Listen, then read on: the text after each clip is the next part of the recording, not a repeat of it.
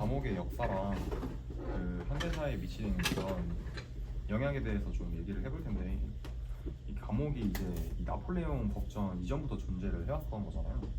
이 초기 감옥은 개인을 분류하고 이게 고립시키고 뭔가 이런 규율 같은 걸 부과하는 그런 기능을 수행했다고 한다면, 이 19세기, 18세기에서 19세기로의 이런 전환기에서는 이제 감금 중법의 그 형법 제도로 발전을 하면서 감옥이 전형적인 형벌로 자리를 잡게 된 것 같아요. 네. 네. 감옥의 철학적 본질은 단순한 자유의 박탈을 넘어서죠.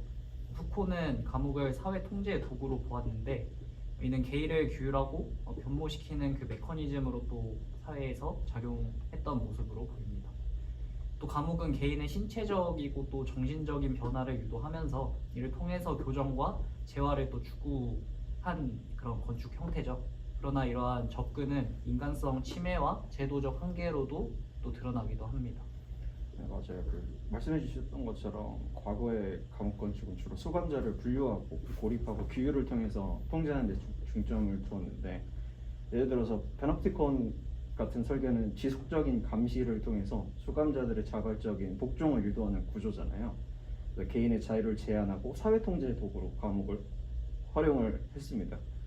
그리고 감옥의 건축적인 설계는 단순한 수용 공간을 넘어서 사회 통제와 개인 규정의 복합적인 기능을 수행하도록 진화해왔고, 5번 모델, 그 다음에 필라델피아 모델과 같은 다양한 건축적 접근이 이제 감옥이 수감자의 변모와 재활을 촉진하는 제도로서의 역할을 강화하는 데 기여를 했다고 생각을 해요.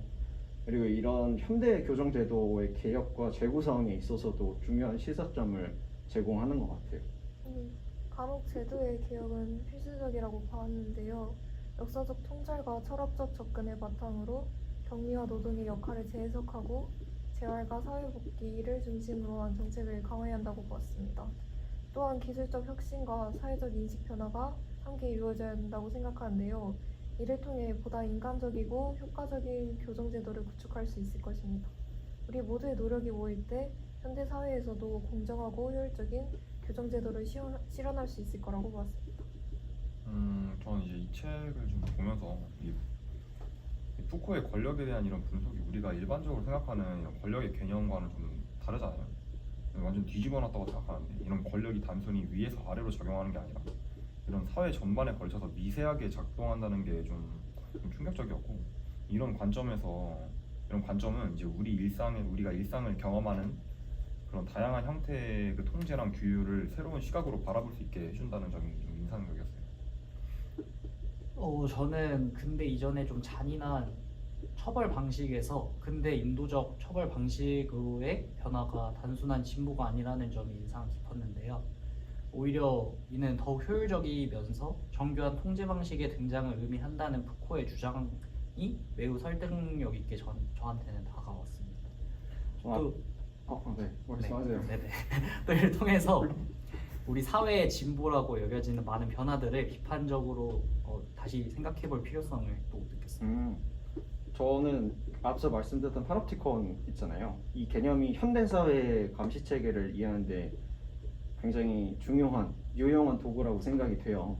CCTV나 인터넷 감시, 빅데이터 등 현대 기술적인 감시 체계라고 생각이 드는 것들이 파놉티콘의 현대적 구현이라는 점에서 푸코의 통찰력에 감탄했습니다. 네, 그래서 이 일을 통해 가지고 얼마나 우리가 자유롭고, 그리고 또 이런 자유로운 우리의 프라이버시를 지켜야 할지에 대해서 생각을 조금 해봤어요.